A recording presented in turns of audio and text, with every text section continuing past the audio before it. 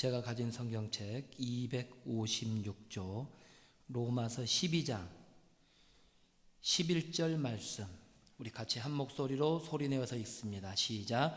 부지런하여 게으르지 말고 열심을 품고 주를 섬기라. 아멘. 우리 짧은 말씀인데 다시 한번 크게 읽기를 원합니다. 시작. 부지런하여 게으르지 말고 열심을 품고 주를 섬기라. 아멘. 할렐루야.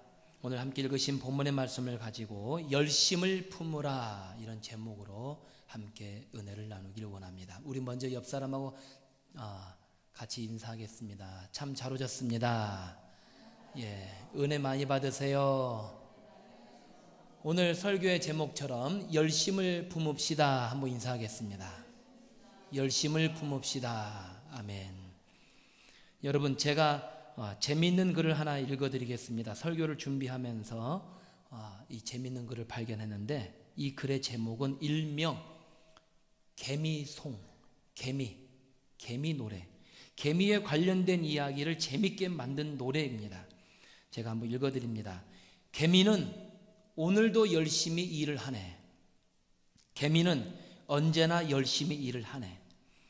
개미는 아무 말도 하지 않지만 땀을 뻘뻘 흘리면서 매일매일의 살 길 위해서 열심히 일하네. 한치 앞도 모르는 험한 이 세상, 개미도 배짱이도 알 수 없지만 그렇지만 오늘도 행복하다네. 개미는 오늘도 열심히 일을 하네. 개미는 언제나 열심히 일을 하네. 우리 앞에 있는 학생들 알아요? 짱구의 엔딩송에서 이게 나오더라고요. 그래서 제가 인터넷상으로 화면을 보여주려다가 보여주지는 않고, 이제 짱구, 그 개구장이 짱구 이야기가 있는데 엔딩송으로 이게 어울리는지 적절한지는 잘 모르겠지만은 개미송이 이렇게 있습니다. 여러분, 열심이라는 단어를 생각할 때 떠오르는 곤충 무엇이 있을까요? 물론 제가 방금 읽어드린 개미가 있을 것입니다. 개미. 그 외에 저는 열심이라 하면은 그 옛날에 사진에도 보면은 그 말똥구리입니까? 말똥구리, 이렇게 큰, 자기 몸보다 더 큰 그 먹이인지 아니면 그 어떤 무엇을 가지고 발로 굴려가는 모습이 생각나서 말똥구리도 참 열심이다, 그런 생각이 아직까지 기억이 납니다. 그리고 또 뭐 열심하면은 벌도 생각날 수 있어요. 벌, 또 뭐 장수벌레, 여러 가지 저 개인적으로는 이렇게 생각이 난다는 거죠. 여러분하고 생각이 똑같을 수는 없겠지만은, 그래도 단연코 열심하면 개미가 생각나는 것은 어쩔 수 없나 봅니다. 사전을 찾아보니까 열심의 사전적인 의미는 이렇습니다. 어떤 일에 온 정성을 다해서 골똘하게 힘을 쓰는 것, 골똘하게 힘쓰는 것이 바로 열심이래요. 또는 그런 마음을 가리켜서 열심이다라고 기록하고 있습니다. 여러분, 우리 모두는 현재 열심히도 살고 계시지요. 열심히 살고 계십니다. 저의 눈으로 뵙기에도 정말 우리 모든 성도님들, 또 우리 학생들도 마찬가지예요. 제 눈에 보기에는 열심히 사는 것이 느껴집니다. 느껴져요. 최선을 다하고 계신다, 열심을 다하시는 삶을 살고 계신다라는 그런 느낌을 받습니다.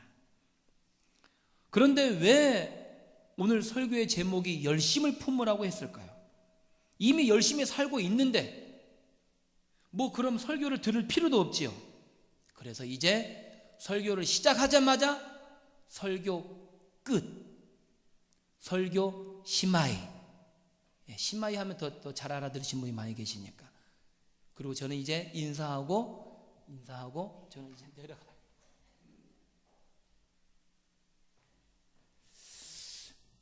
그렇게 하면 얼마나 좋겠습니까?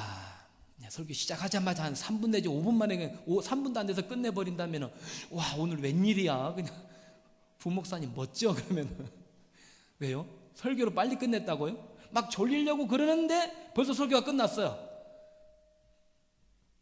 절대로 그런 일은 있을 수도 없고요, 절대로 그래서도 안 됩니다. 물론 우리 사랑하는 성도님들, 우리 성도님 여러분 모두가 맡겨주신 일 가운데서 최선을 다하고 있고 열심을 다하여 살고 있지만, 그렇다 하더라도 다시 한번 성경에서 말씀하시는 성경적인 열심이 무엇인지를 오늘 이 시간에 함께 살펴보기를 원합니다. 여러분, 매년마다 12월이 되면은 거리에 등장하는 것이 있습니다. 빨간색 자선 냄비라 그러죠. 자선 냄비. 구세군의 그 자선 냄비가 구세군의 역사상 그 역사가 136년이 되었거든요. 그런데 역사상 개인적으로 최고의 기부금을 낸 사람이 있습니다. 그 기부금을 낸 사람이 얼마를 내었을까요? 무려 1120억. 얼마라고요? 1120억이라는 거금을 내었어요. 야, 구세군 자선 냄비에 136년 역사상에 가장 최고 많이 냈는데, 그 사람이 누구냐? 맥도날드 많이 들어봤죠? 맥도날드 하면서 맥도날드의 창업주이신 그 부인 조안 크롱 여사입니다. 조안 크롱 여사. 그런데 맥도날드를 처음으로 창업했던 크록 씨는 무슨 일을 했느냐? 길거리에서 종이컵을 팔았어요. 종이컵. 무엇을 팔았어요? 이 유리컵을 팔면 더 값이 나가, 가치가 나가, 더 많이 팔고 더 비싸게 받았을 텐데, 종이컵을 팔아서 생계를 유지했던 사람입니다. 그런데 아무래도 그때 시대적인 상황에 종이컵이 아주 잘 팔렸었나 봐요. 종이컵을 팔아서 종잣돈을 만들어서 시카고에 맥도날드라는 가게를 차리게 됩니다. 그리고 그의 목표가 있었습니다. 빵이 가장 맛있게 익는 온도를 찾았어요. 빵을 어떻게 하면 가장 맛있게 익어가는가, 또 고기를 가장 부드럽게 익히는 법을 연구하고 또 연구하고 또 연구하다가 성공만 했을까요? 연구하다가 실패도 했겠지요. 실패하고 오늘 여러분 주보에도 혹시 보셨어요? 주보에 가운데 있는 관점을 디자인하자라고 하는 세 번째 이야기가 있는데, 실패에 대한 이야기가 있더라고요. 읽어보았는데, 여러분, 아주 유명한 농구 선수 마이클 조던, 이 조던 선수에 대해서 기록이 되어 있는데 너무너무 많이 실패를 했어요. 제가 봐도 조던은 선수로 성장할 수 없을 만큼 많이 실패했던 사람이 마이클 조던이더라고요. 그런데 조던이 이렇게 말합니다. 나는 실패하고 또 실패했습니다. 그것이 내가 성공한 이유입니다. 한 번 실패와 영원한 실패를 혼동하지 말아야겠죠 라고 기록하고 있습니다. 한 번 실패하느냐, 영원한 실패를 하느냐. 여러분, 영원한 실패를 하지 않기 위해서는 한 번 나에게 오는 실패를 극복하고 또 극복해야지만 성공할 수 있는 것입니다. 맥도날드 창업주도 마찬가지로 빵이 가장 맛있게 익는 온도, 고기를 부드럽게 익히는 온도를 찾아서 연구했을 때 성공만 있었던 것이 아니라 실패도 분명히 했을 것입니다. 그렇지만 그는 드디어 그 연구를 성공하게 됩니다. 맥도날드는 현재 자산가치, 놀라지 마세요. 너무 금액을 너무 많이 부르면 깜짝 놀라가지고 심쿵 하세요? 어제 텔레비 보다가, 저도 텔레비 잘 안 보는데 어제 히든 싱어를 보다가 심쿵, 그걸 배웠어요. 심장이 쿵한대요. 우리 학생들 알아요? 심쿵. 맥도날드의 자산 가치가 무려 330조에 이른대요. 그리고 114개국에 24,500개 이상의 매장을 가지고 있는 햄버거를 팔고 있는 대형 체인점입니다. 물론 미국의 기업으로서 우리나라의 모든 또 그 프랜차이즈 시장을 장악한다는 비판도 받고 있습니다. 그걸 떠나서 맥도날드 창업주 크록의 경영 철학이 무엇이냐? 바로 열정이라고 합니다. 열정. 크록은 직원들에게 시간 날 때마다 강연하고 또 사원들에게 말할 때 어떻게 말하느냐? 사업가에게 가장 필요한 것은 박사학위가 아니다. 재주나 기술이나 능력도 중요하지만 가장 중요한 것은 열정이라고 말합니다. 열정이라고 강조를 합니다. 여러분, 우리 모두가 뜨거운 열정으로 사실 수 있는 우리 모든 성도님들 되시기를 간절히 원합니다. 하나님을 향한 열정, 교회를 향한 열정으로 사실 수 있기를 간절히 원합니다. 하나님을 위해서라면 내 생명까지라도, 내가 가지고 있는 것까지라도, 나의 시간과 정성과 나의 건강까지라도 하나님을 위해서라면, 하나님께서 세우신 꿈사랑의 교회를 위해서라면 나의 열정을 바치겠노라고 고백할 수 있기를 주님의 이름으로 부탁을 드립니다. 여러분, 코카콜라 아시죠? 코카콜라.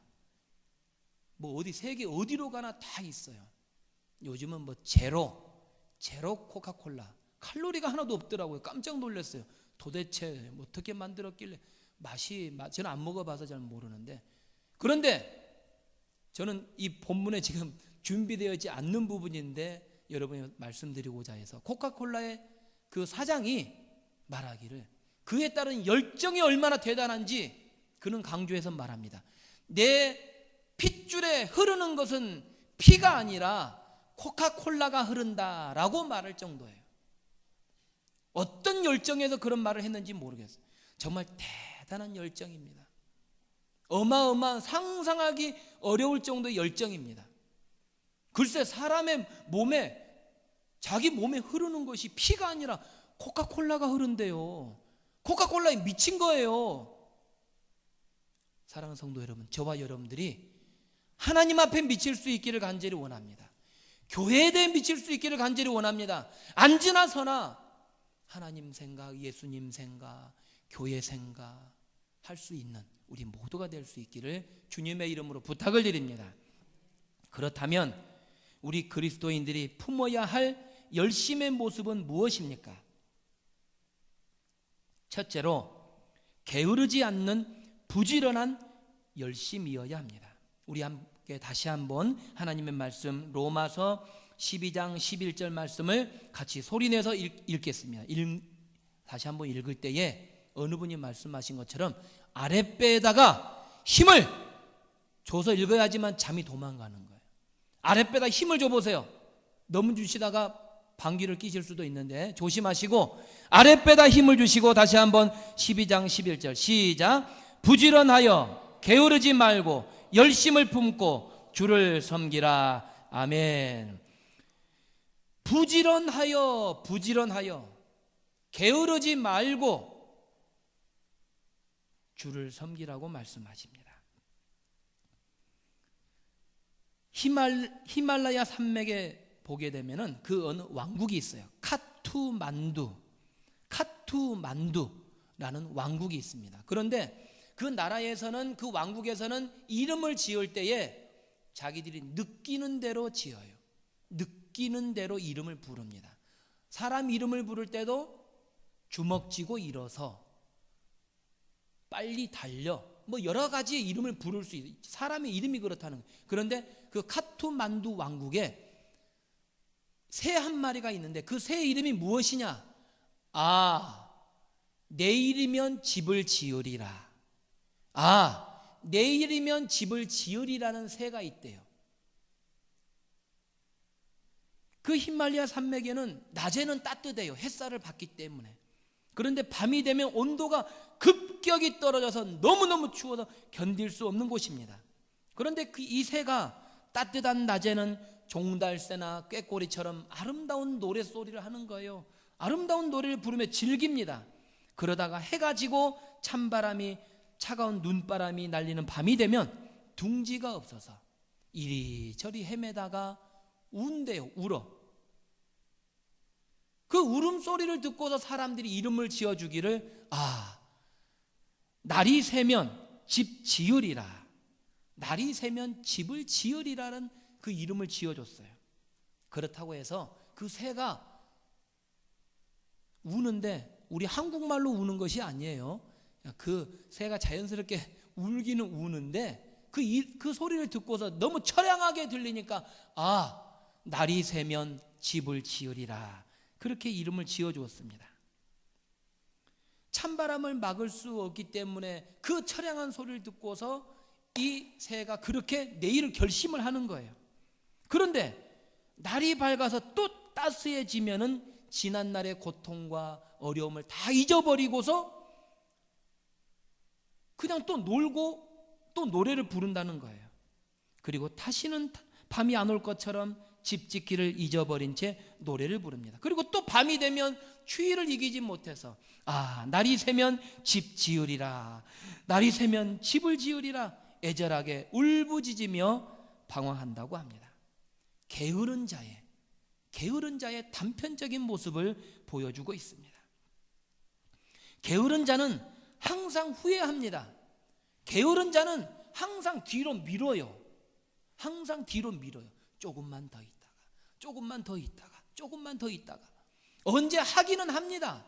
그런데 더 있다가, 조금 후에. 언제 한다고요? 조금 후에 한다니까요. 항상 조금 후에 한다는 거예요. 지금 하는 것이 아니라. 성경에 등장하는 게으름의 뜻은 근심이나 걱정으로 인해 늑장 부리는 것을 의미합니다. 주님께서는 이러한 믿음의 상태를 가리켜서 내 입에서 너를 토하여 내치리라고 말씀하십니다. 여러분, 믿는 사람은 믿지 않는 사람보다 더 부지런해야 합니다. 그래서 전도를 하다 보면 이렇게 말하는 사람을 만나기도 합니다. 목사님이세요. 제가 교회를 나가야 되는데 제가 게을러서 잠이 많아서 교회를 못 나가고 있대요. 그렇게 말하는 사람을 만나곤 합니다. 그 사람은 분명히 알고 있습니다. 교회는 부지런한 사람들이 다니는 곳이라는 사실을 알고 있어요. 생각해 보십시오. 교회를 다니시는 분들이 얼마나 여러분들이 부지런하신 분들이에요. 우리 학생들부터 부지런하신 분들이에요. 그런데 10분만 더 일찍이 부지런해야 될 사람은 있어요. 쳐다보지 말고, 쳐다보면 안 되잖아. 자기 자신을 돌아봐야지. 바로 너야 라고 보지 말고 자기 자신을 돌아봐야지. 옆에 사람 쳐다보면 안 되는 거예요. 10분, 15분 예배 시간도 조금만 더 5분, 10분, 15분 그러다 보니까 늦어지는 것이 습관화되어 있어요. 잘못된 버릇을 가지게 되는 거예요. 사랑하는 성도 여러분, 저와 여러분들은 뒤로 미루지 마시고 지금 바로 결단하시고 승리하실 수 있는 우리 모든 성도님들 되시기를 주님의 이름으로 부탁을 드립니다. 우리는 새로운 마음으로 항상 변화되어야 합니다. 절대로 게을러서는 안 됩니다. 절대로 나태해서도 안 됩니다. 모든 죄악은 게으른 자의 마음 속에서부터, 게으름부터 출발을 하는 거예요. 이제 되었다.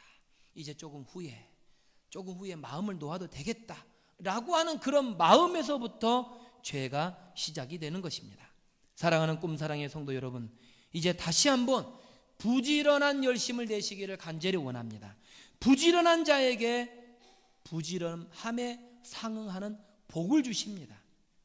부지런히 일하는 자에게 그 손이 일하는 대로 복을 주실 줄로 믿습니다. 하나님께서는 그의 백성들이 하나님의 일에 열심하기를 원하십니다. 하나님께서는 주의 자녀들이 하나님의 일을 할 때에 가장 기뻐하심을 기억하시고 저와 여러분이 더욱더 부지런할 수 있는 우리 모든 성도님들 되시기를 주님의 이름으로 부탁을 드립니다. 우리가 품어야 할 열심의 모습 두 번째는 성령과 함께 하는 열심이어야 합니다. 성령님과 함께하는 열심. 독일의 진젠도르프 백작이 어느 미술관에 가서 예수님이 십자가에 못 박히신 성화를 구경하게 되었습니다. 운명하신 예수님의 머리에는 굵은 가시로 만든 관이 씌워져 있었고, 그 찔리신 상처에서는 붉은 피가 얼굴로 방울방울 흘러내리는 모습을 보게 되었습니다. 그리고 그 그림 밑에는 무엇이라 쓰여져 있느냐? 나는 너를 위해 몸을 주었건만 너는 나에게 무엇을 주느냐라는 글이 쓰여져 있는 것을 발견합니다. 그 자리에서 진젠도르프 백작은 무릎을 털썩 꿇고서 펑펑펑 울고 말았습니다. 그의 마음에 성령님께서 찾아오셔서 성령님이 역사하시고 눈물을 흘리게 하시고 다시 한번 그의 마음에 뜨거운 열정을 허락해 주셨습니다.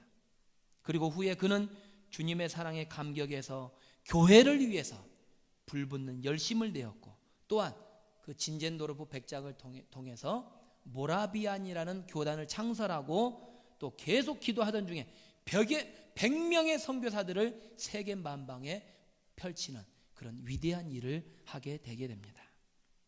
사랑하는 성도 여러분, 우리 함께 다시 한번 오늘 함께 읽었던 말씀, 로마서 12장 11절 말씀 읽으실 때에 어떻게 읽어야 된다고요? 아랫배에 힘 줘보세요. 시작. 힘 주셨어요? 예, 아랫배. 예, 그렇죠. 옆에 사람이 아랫배 힘을 줬는지 안 줬는지 확인할 수 있는 사람은 옆에 확인해 보세요. 그리고 정보인 권사님께서 옆에 앉아 계신 한창희 장로의 아랫배 힘 주셨나 안 주셨나 만져보시는데 아주 기발한 아이디어십니다. 자, 우리 학생들도 함께 아랫배 힘주고, 자, 12장 11절 시작. 부지런하여 게으르지 말고 열심을 품고 주를 섬기라. 할렐루야.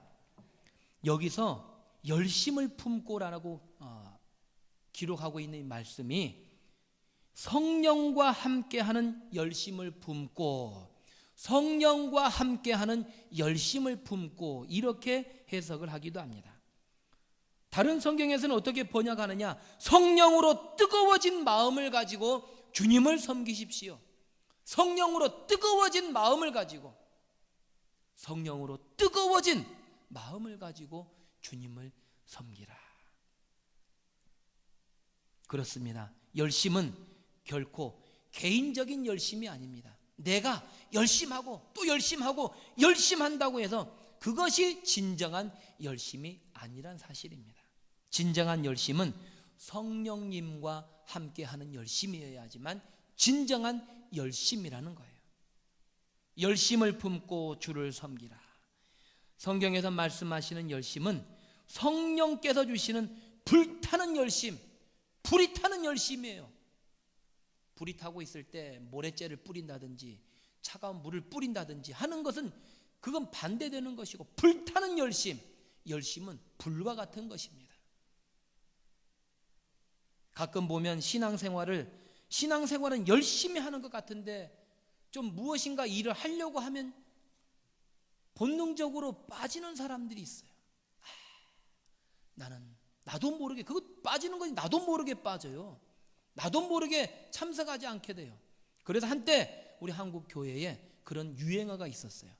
빠삐용이 됩시다. 한번 따라해 보겠습니다. 빠삐용이 됩시다. 빠삐용이 됩시다. 빠삐용이 누구예요? 재영아, 이렇게 옷을 이렇게 좀 예쁘게 가지라. 빠삐용이 누구예요? 그건 알 건 없고 제가 조사를 안 해 잘 모르고, 그런데 영화의 제목이기도 하면서 감옥에 있다가 탈출하는 그런 영화 있잖아요. 그런데 빠삐용은 빠지지 맙시다. 한번 따라하겠습니다. 빠지지 맙시다. 삐지지 맙시다. 용기 있게 행합시다. 빠지지 말고 삐지지 말고. 예, 교회 안에서 어느 분께서 장로님들 사이에서 유행어가 되었어요. 빠지지 말고, 모이는데 빠지지 말고 삐지지 말라는 거예요. 또 하나님께 주신 용기를 가지고 일을 하자고 해서 빠삐용이 됩시다 라고 한때 유행어가 됐던 적이 있었습니다. 열심히 하는 것 같은데 어느 사이에 빠져 있어요. 같이 교회에서 이렇게 일합시다, 그렇게 합시다, 다 의견도 제시하고 다 합시다라고 했는데 어느 순간에 뒤를 돌아보니까 빠져 있더라는 거예요. 자기도 모르게. 빠삐용. 빠삐용이 되어 있어요. 사랑하는 성도 여러분, 저와 여러분은 절대로 빠삐용, 빠지지 말고 삐지지 말고 용기 있게 행할 수 있는 우리 모두가 될 수 있기를 주님의 이름으로 부탁을 드립니다. 사도 바울 역시 예수님을 만나기 전에 인간적인 열심이 있었습니다. 아주 큰 열심이 있었습니다. 그 어떤 누구보다도 큰 열심을 가진 자 사도 바울, 사울이었습니다. 사울. 그런데 그가 사도행전 9장에서 다메섹 도상에서 예수님을 만나고 나서는 사도 바울로 변화가 되고 성령님께서 주신 열심을 가지고 하나님께 열심을 가진 자가 되었습니다. 여러분, 주님께서는 언제나 열심 있는 신앙생활을 기뻐하십니다. 따라서 성도는 계속적으로 성령의 충만함을 입어서 우리 10년 가운데 불타는 열심으로, 불타는 열정으로, 여러분 불이 타면요 가만히 있진 못하잖아요. 뜨거워서 뜨거워 그러지, 뜨거워도 그냥 따뜻하니 좋습니다, 따뜻하니 좋사오니, 여기가 좋사오니 푹 자겠습니다 라고 한 사람이 없잖아요. 그래서 밑에 시트에다가 좀 뜨거운 그 온도를 좀 해가지고 뜨거워서 잠을 못 자게끔 해드릴까, 그런 생각도 한번 해보는데, 오늘 오전에는 추워서 히터를 좀 틀어드릴까 하다가 여러분들을 위해서, 말씀 전하시는 목사님을 위해서 제가 히터를 안 틀었다는 사실 기억하시고, 틀면은 다 졸 것 같아요. 그래서 히터를 안 틀었어요. 그런데 제가 오래전에 언뜻 생각했던 잠 안 자는 지혜로운 방법을 또 한 가지 생각했어요. 재영아, 앞을 보면 잘 들어봐. 잠 안 자는 방법. 여러분, 우리가 잠이 오고 하면은 일어나라고 하잖아요. 일어나라고. 잘해서 일어나서 왔다 갔다 하시잖아요. 그 어떻게 또 어떻게 보면 좀 신뢰가 될 것 같아. 일어나지는 못하시잖아요. 또 졸리면은 그렇다고 손을 들고서 예배를 드리라고 하긴 좀 애매해요. 손을 들고 와서 예배 드리세요. 참 애매해요. 그래서 손도 아프고 50견 있고 어떤 분이 70견 걸리신 분이 계신다고 말씀하신 분이 계시는데 그 참 애매해서 제가 아까 시험적으로 해봤어요. 두 다리를 드는 거예요. 두 발을. 남희숙 집사님 두 발을 한번 들어보세요. 이렇게. 아니 고개를 뒤로 하지 마시고 두 발을 이렇게 들어보세요. 예. 그러면 잠을 잘 수가 없어요. 왜? 내려오면은 자고 있는 거니까 또 다리를 드는 거니까. 자, 다 함께 두 다리를 한번 들어보세요. 자, 우리 학생들부터 이 신발 다 보고 있으니까 자, 다 드셨어요? 옆에 사람 들었는지 안 들었는지 한번 봐보세요. 다 들고 계세요? 예. 졸리시는 분들은 두 다리를 들고 계시라고요. 그리고 1년 후가 되면은 아랫배가 쏙 들어갈 것 같아요. 1년 후가 되면은 아랫배가 쏙 들어가, 뱃속에 배에 힘을 주니까. 그래도 제가 또 생각하면서 절대로 다리를 내리지 않는 방법을 생각했습니다. 어떤 방법이냐? 그 청소년부실에 가면은 압정이 있어요. 압정을 가지고 어디다 놓느냐? 신발에 놓으면 신발 뭐 밟아도 안 아프잖아요. 그래서 허벅지 밑에다가 압정을 놓으면 절대로 이게 다리 내려가려 그러면은 아프니까 또 올리고, 또 내려가려 그러면 또 앞으로 또 올리고 그러지 않을까? 아무래도 오후 예배 들어오실 때는 밖에서 압정을 비치해 놓을 테니까 압정을 하나씩 2개씩 들고 오셔서 허벅지 밑에다 놓으시고 예배를 드리시면 절대로 잠막이라고 표현을 하잖아요. 그렇게 잠은 물론 육체가 너무 피곤하기 때문에 좋으실 수 있는 건 다 이해합니다. 왜? 저도 졸거든요. 저도 자거든요. 워낙 잠이 많은가 봐요. 그런데 예배 드릴 때는 손가락을 깨물어서라도 그냥 피가 보일 정도로 해서라도 그런 열심을 보여야 된다는 거예요. 불타는데 어떻게 잠을 자요? 너무 따뜻하니까 그래야 돼요. 에어컨을 틀어줘야 돼. 에어컨을. 추우면은 잠이 안 올 것 같아요. 사랑하는 성도 여러분, 불붙는 열심, 성령님과 함께 하시는 불붙는 열심으로 하나님을 섬기고 교회를 섬길 수 있기를 주님의 이름으로 부탁을 드립니다. 우리가 품어야 할 열심의 모습, 마지막은 오직 주님을 위한 열심이어야 합니다. 오직 주님을 위한 열심. 자, 여러분 다시 한번 마지막으로 한 번만 더 읽습니다. 로마서 12장 11절. 다 이제 이렇게 많이 읽었으니까 뭐 다 애울 정도가 되시겠네요. 자, 다 함께 아랫배 힘 주시고 옆에 사람 배 만져보시고 시작. 부지런하여 게으르지 말고 열심을 품고 주를 섬기라. 아멘. 주님을 섬기라. 주님을 섬기라. 오직 주님을 위한 열심을 가져야 합니다. 서기 350년경에 로마 교황을 지냈던 율리우스라는 사람이 있었어요. 이 사람은 너무너무 고결한 신앙을 가진 분이어서 성자다. 우와, 정말 대단한 성자라고 칭호를 받는 그만큼 대단한 분이었습니다. 어느 날 율리우스가 꿈을 꾸게 됩니다. 꿈속에서 어떤 한 사람이 찾아와요. 율리우스는 그 사람에게 자기의 열심을 자랑합니다. 이것도 열심하고 저것도 열심하고 하나님을 위해서, 교회를 위해서, 정말 그 모든 무리들을 위해서 열심한다고 율리우스가 그 찾아온 사람에게 자랑을 합니다. 그러자 그 사람은 율리우스에게 말합니다. 열심을 좀 보여달라고. 그랬더니 율리우스의 가슴 속에서 열심 덩어리를 딱 꺼내는 거예요. 꿈이니까 가능하지요. 꿈이니까. 열심 덩어리를 딱 꺼내는 거예요. 그 율리우스를 찾아온 그 사람이 그 열심 덩어리를 뜨거운 물 속에 담굽니다. 그러면서 그 열심 덩어리를 분석을 하는 거예요. 무엇으로 이루어져 있는지. 먼저는 그 열심 덩어리의 무게가 무려 100근이나 나가요. 100근. 100근은 몇 킬로예요? 60kg. 이야, 60kg. 60kg 이상이라는 열심 덩어리가 그렇게 무게가 많이 나가더라.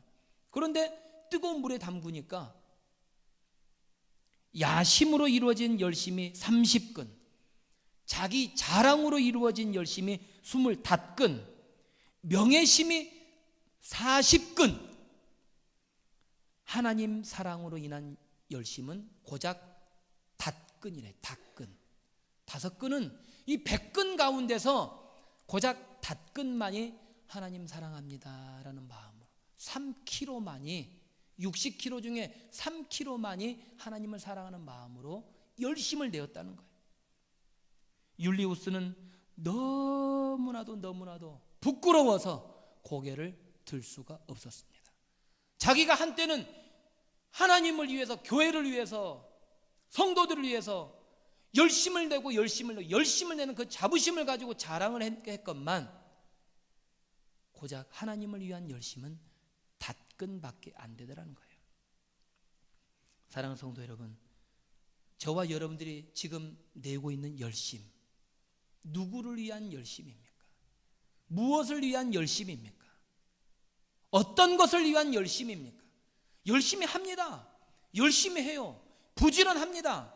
그런데 과연 누구를 위한 것인가? 무엇을 위한 것인가? 그 방향성이 중요합니다. 여러분, 한때 베스트셀러였던 성공하는 사람들의 7가지 습관이란 책을 쓴 스티븐 코비라는 사람이 있어요. 이 박사님이 무엇이란 말하냐? 시계를 보지 말고 나침판을 보고 살아라.